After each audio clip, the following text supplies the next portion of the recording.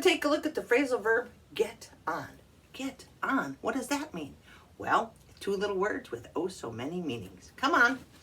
Get on, to board or mount something. I have to get on the train. I have to get on the horse. You can get on your high horse. Oh, okay.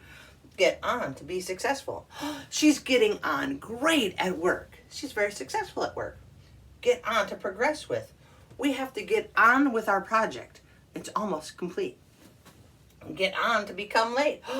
It's getting on 12 o'clock. We got to go. It's becoming 10 o'clock. It's getting late. It's getting on 12, and we should be there by 11. We're really late.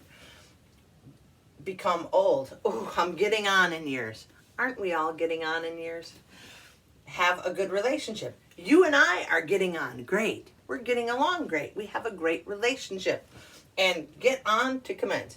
Get on your mark, get set, go. Oh, wait, that's a lot of phrasal verbs. Get on your mark, get set, go. But get on means to commence. Let's get on with the show. Let's begin our show. Oh, okay. Got it. Why does English have two phrasal verbs with only 5 letters that has 1, 2, 3, 4, 5, 6, 7 meanings and uses? I don't know, but now you can read and understand this set of sentences, I hope. Here we go. I get on great with my coworkers. We all get on with our assignments when we get on the same page. What? Come on, English. Let me translate.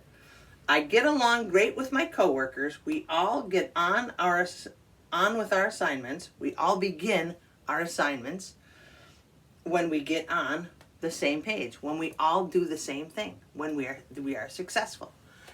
Got it. Hope you get on with learning more about phrasal verbs. Have a great day, friends. Peace.